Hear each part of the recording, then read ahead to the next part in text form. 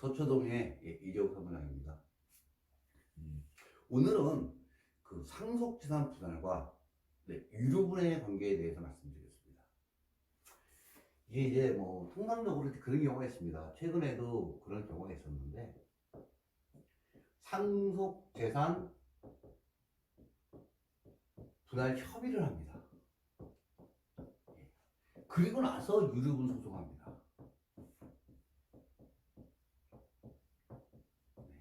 이랬을 때 이게 가능하다는 얘기입니다. 통상적으로는 유류분 소송은 뭐 협의 없이 그냥 합니다. 뭐 협의 없이 그냥 이제 유류분 소송 바로 들어가는데, 간혹 가다가 협의 분할을 하시는 분이 계십니다. 그러니까 뭐 이렇게 있는데, 자녀들이 있는데 여기가 많이 증여를 받았습니다. 근데도 협의를 해가지고 일부 재산을 뭐 이렇게 주든가 이렇게 주고 그러면서 유류분 들어가는 경우가 있습니다. 가능하냐는 얘기입니다. 결론을 말씀을 드리면 가능할 수도 있고 안 할 수도 있습니다. 그러니까 어떤 분들은 이게 OX 게임을 원하십니다.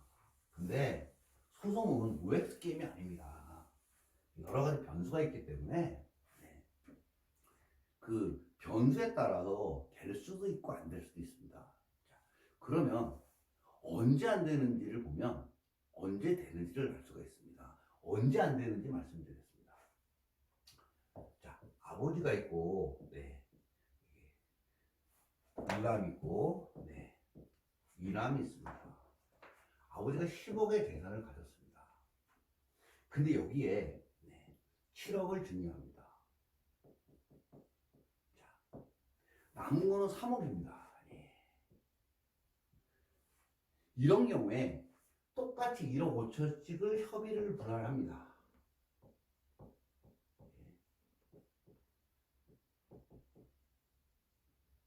아니면 그래 뭐 나는 말을 받았으니 너 1억 나 1억 갖고 너 1억 가져라, 이렇게 할 수도 있습니다. 이렇게 한 경우에 유류분이 가능하냐는 거죠. 이땐 유류분 청구 안 됩니다. 왜 그러냐면 그 구체적 상속분이 있습니다.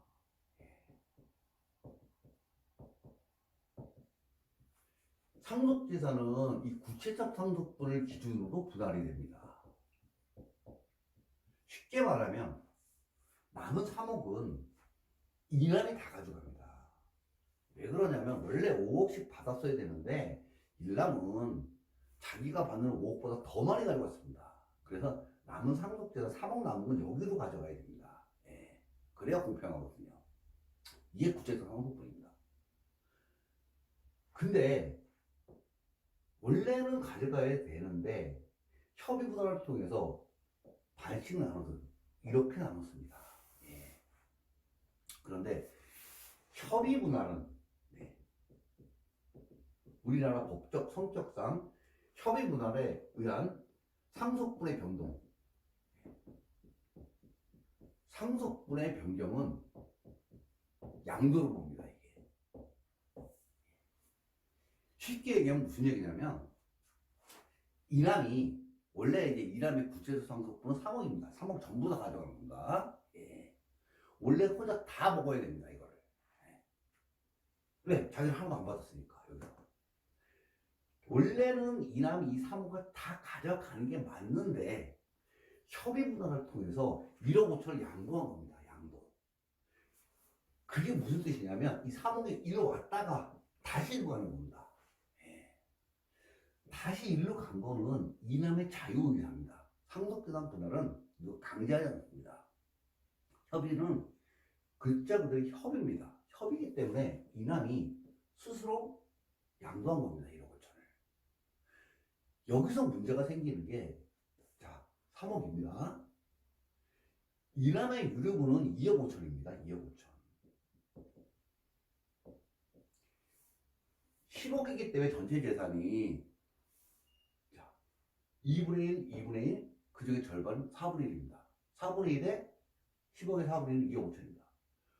원래 이남은 상속재산 3억을 자기가 다 갖게 되면 자, 유류분보다 많은 재산을 상속을 받는 겁니다. 그래서 유류분이 침해되지 않습니다. 그래서 이 남은 이걸 다 갖게 되면 청구를 할 수가 없겠죠. 왜? 유류분 이상 받았으니까. 근데 자기가 1억 5천을 줘버린 겁니다, 이쪽으로. 그래서 1억 5천을 자기가 1억 5천을 받았겠죠. 이쪽 1억 5천, 여기 1억 5천. 아니 이쪽 1억, 자기가 2억. 이 경우는 1억의 침해가 일어나고 2억 5천이니까 이쪽은 자기가 5천만 원을 유류분보다 덜 받은 겁니다. 이 두 개는 청구할 수 없습니다.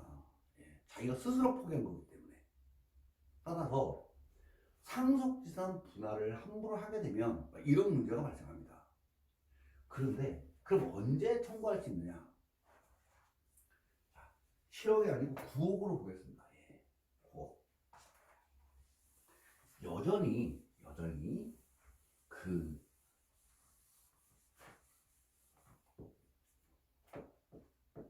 1억이 남게 되고 여전히 유류분은 2억 5천입니다. 그런데 이걸 5천만 원씩 나눴다고 보겠습니다.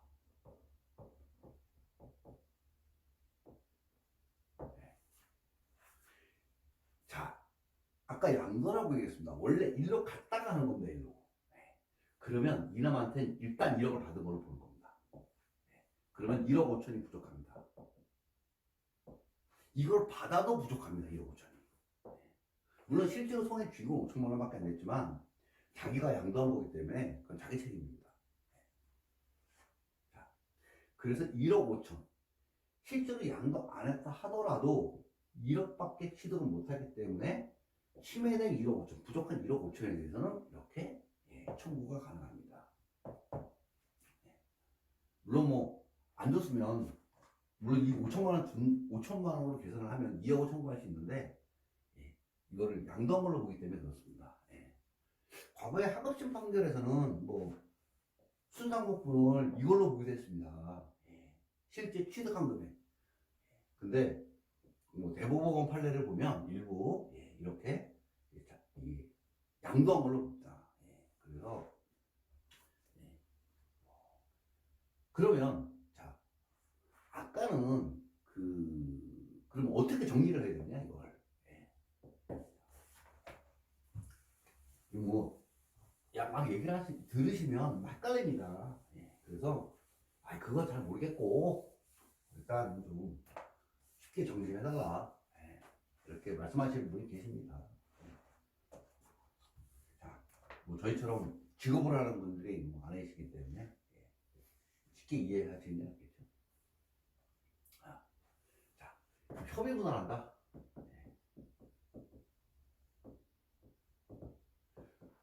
순상속분 이거는 공부하셔야 됩니다. 어쩔 수 없습니다. 순상속분, 구체적 상속분, 이름에서 순상속분이라고 하지만 상속재산에 대해서는 구체적 상속분이라고 합니다. 구체적 상속분이 유령보다 크다. 그러면 청구 안 됩니다. 협의분할 했을 때. 근데 이거보다 유령보다 크다. 여러분 청구 가능합니다. 다만 이 청구 가능한 부분은 양도한 부분을 감안하지 않습니다. 스스로 포기한 거기 때문에 많이 공제가 되겠죠. 그러나 그럼에도 불구하고 청구는 가능합니다. 부족한 부분만. 부족한 부분만. 그래서 결론은 뭐냐면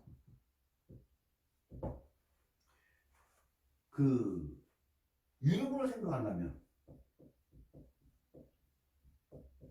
협의분할 하면 안 됩니다. 상속재산은 그 상태 그대로 놔두고 그리고 유류분할 청구를 하셔야 됩니다. 어차피 유류분할 청구 판결 나면 이거는 그냥 자동적으로 계산이 됩니다. 그래서 나중에 상속재산 분할 소송을 하더라도 쉽게 이거는 이 판결을 받을 수 있습니다. 그래서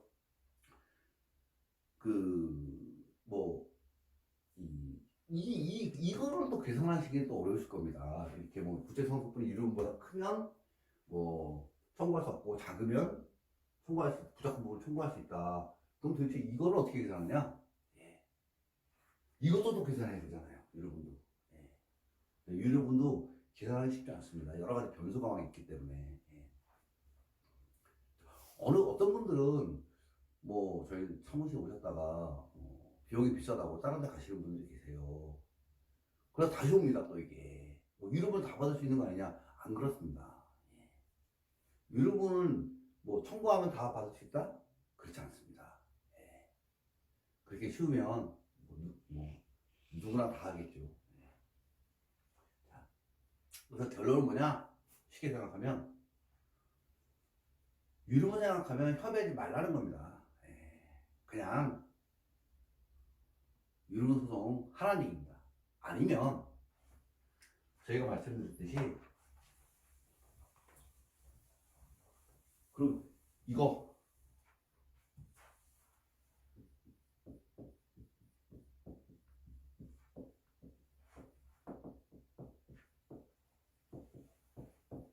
이용하시면 됩니다.